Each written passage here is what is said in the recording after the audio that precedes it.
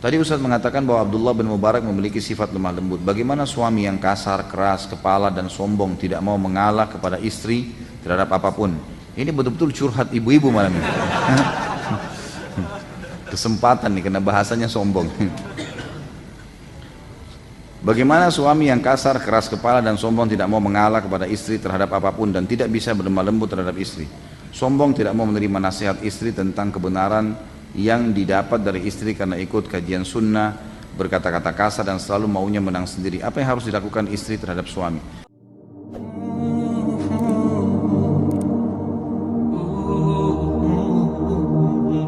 Tadi Ustaz mengatakan bahwa Abdullah bin Mubarak memiliki sifat lemah lembut. Bagaimana suami yang kasar, keras, kepala dan sombong tidak mau mengalah kepada istri terhadap apapun?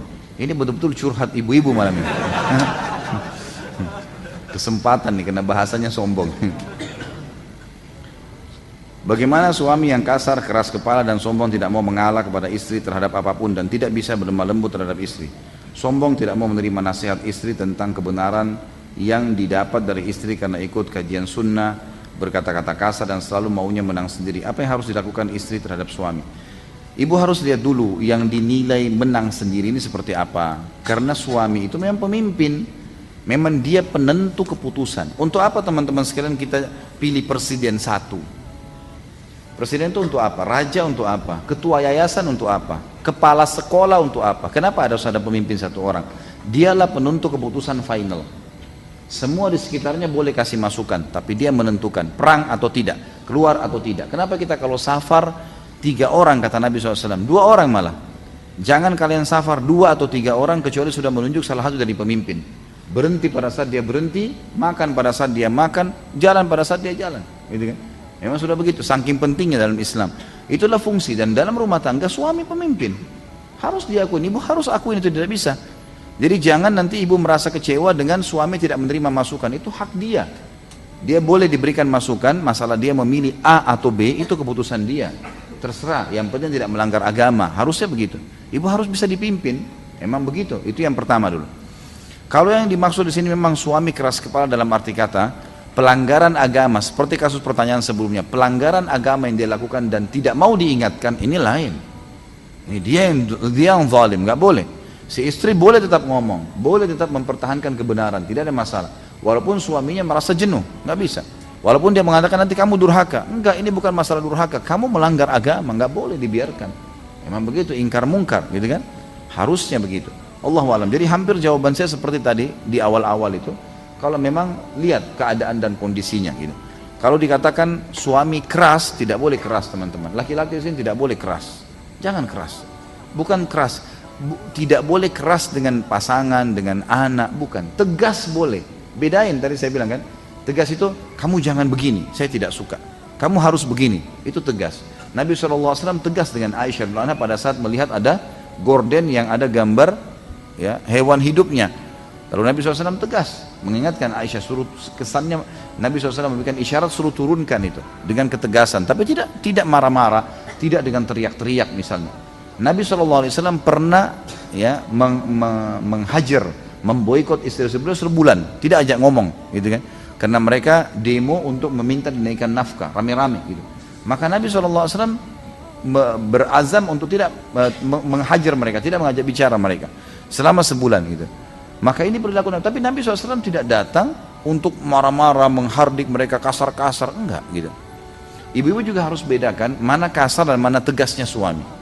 Kalau suami mengatakan, saya minta kamu jangan keluar, saya minta kamu jaga anak-anak, itu bukan kasar loh ya, itu tegas. Dia pertegas kemauannya, apa yang dia titahkan, itu wajar. Kasar itu matanya melotot, suka mengancam dengan ini, saya pukul muka kamu. Wah ini itu kasar itu.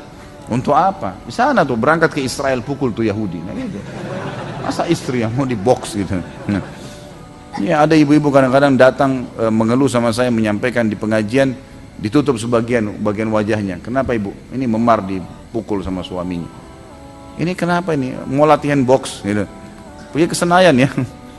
Bisa belajar di Senayan tuh.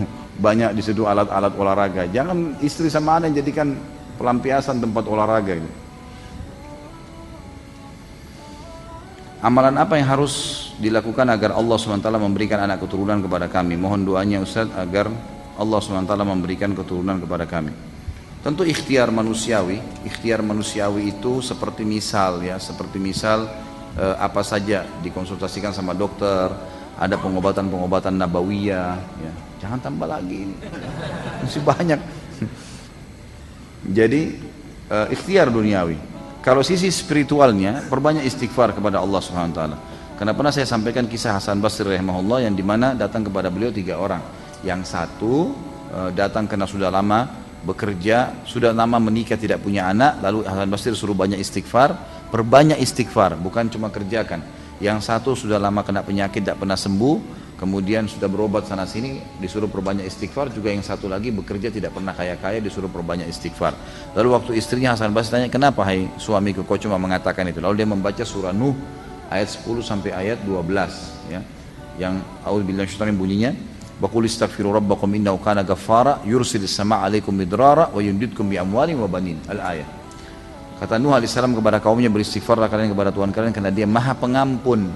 Maka dengan istighfar itu Dia akan melapangkan dari langit ya rezeki yang turun midrar. Midrar itu bertubi-tubi. Makna yang lain ulama tafsir bilang hujan yang sangat lebat sehingga membuat bumi kalian subur. Dan Dia akan melipat gandakan, memperbanyak buat kalian anak dan harta. Berarti istighfar akan mendatangkan penyebab ini secara syar'inya. Allahu a'lam. Dan disinilah momen Anda bersabar. Saya tahu ada seorang teman saya di Madinah dulu, saya masih mahasiswa. Beliau dari Mesir, seorang apoteker. Nah, seorang dokter. Beliau kerjasama sama teman saya orang Madinah untuk buka apotek dan sering ketemu. Kami bersahabat, makan sama-sama dan segala. Saya tahu dia menikah lebih dari 12 atau 15 tahun tidak punya anak. Padahal secara medis dia dokter sendiri, dia juga dokter. Dia tahu dirinya subur, istrinya subur. Sudah ikhtiar sana sini belum hamil. Subhanallah. Jadi yang dia lakukan adalah dia coba terus berikhtiar secara manusiawi. Dan subhanallah di tahun ke-16 ya, saya tahu sendiri setelah pernikahannya, dan dia banyak ikhtiar seperti minum air zam-zam sambil berdoa. Dia memperbanyak mengkonsumsi kurma yang basah untuk kesuburan. Kemudian dia berdoa kepada Allah SWT, banyak dilakukan secara ikhtiar. Dan alhamdulillah pada saat hamil istrinya malah kembar gitu, dapat anak kembar dan dua-duanya laki-laki gitu. Dan setelah itu alhamdulillah dimudahkan oleh Allah SWT untuk sering hamil istrinya. Jadi terhambat beberapa waktu, pasti Allah lebih tahu hikmahnya gitu kan. Paling tidak kita tahu Anda akan mendapatkan pahala sabar. Tapi insya Allah kita berdoa kepada Allah SWT, dan teman-teman sini juga mendoakan siapapun saudara kita yang belum mendapatkan keturunan dimudahkan oleh Allah SWT mendapatkan keturunan yang baik, soleh dan solehah. Dalam Islam, bolehkah menyindir seseorang yang sedang menyombongkan diri atau ujub di depan kita agar menghentikan sikapnya tersebut? Tidak usah sindir, ingatkan aja ya, terutama jangan sampai sombong dia kita balas dengan sombong kan gitu. Dia dosa, kita dosa gitu. Ini jangan dilakukan. Mungkin antum sudah bisa bayangkan seperti apalah kalau misalnya jalan dengan sombong lalu dia tunjukkan lebih sombong jalannya. Ini nggak boleh gitu kan. Jadi jangan dia dapat dosa kita dapat dosa, nggak boleh.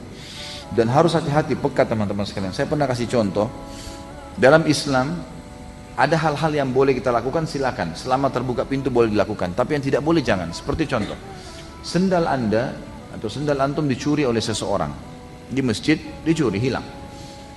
Yang kita boleh lakukan adalah berdoa kepada Allah untuk dikembalikan sendalnya. Itu satu. Yang kedua, karena kita tahu ini, boleh kita doakan agar Allah menghukum si pencuri. Boleh.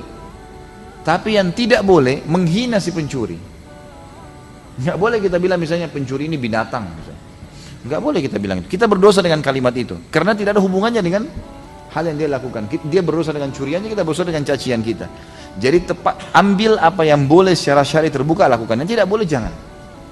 Sama dengan kasus menikah, mana yang boleh dinazar, mana yang boleh itu boleh, tapi yang tidak boleh. Jadi kita tahu mana yang boleh dilakukan dan mana yang tidak boleh. Jadi di sini kalau menyindir lebih baik kita mengingatkan. Boleh saja kita mengingatkan dengan cara baik. Afwan, saya lihat kayaknya ada seperti ini misalnya. Apa itu tidak dikhawatirkan masuk ke masalah kesombongan yang Nabi SAW larang. Ya, kita baikkan dengan santun. Insya Allah tidak ada sesuatu yang dibungkus, dikemas dengan kebaikan kecuali pasti akan mendatangkan respon yang positif. Di Indonesia banyak sekali ormas Islam. Setiap ormas terkadang merasa prinsipnya paling benar dan terkadang terkesan memaksakan pendapatnya. Apakah ini bisa terindikasi sombong? Innamal a'malu binniyat, niatnya. Tapi sombong itu biasa sebenarnya subhanallah kelihatan itu. kelihatan dari tutur kata, merendahkan orang, menjatuhkan orang, menyebut-nyebut kesalahan orang lain, itu kesombongan. Orang yang lawannya merendah adalah orang yang selalu menunjukkan prestasinya. Tapi subhanallah, antum jangan berpikir teman-teman, di dunia ini semuanya orang akan pro antum, nggak mungkin, mustahil. Kenapa? Kita lihat Nabi Muhammad SAW. Apakah semua orang pro beliau? Tidak. Yang pro yang memang orang beriman, tapi orang kafir benci, gitu kan? Mereka benci sekali Nabi SAW. Jadi kita harus tahu, jangan orang mimpi di dunia ini tidak akan ada orang yang benci dia. Pasti akan ada masalah-masalah yang dihadapi. Terlebih lagi kalau memang ada prestasi dunia yang dia dapatkan, gitu kan? Kita makin tinggi teman-teman sekalian prestasinya, maka makin kencang angin yang meniupnya. Harus tahu itu. Itu bahasa sederhananya. Jadi antum harus hati-hati saja, gitu kan?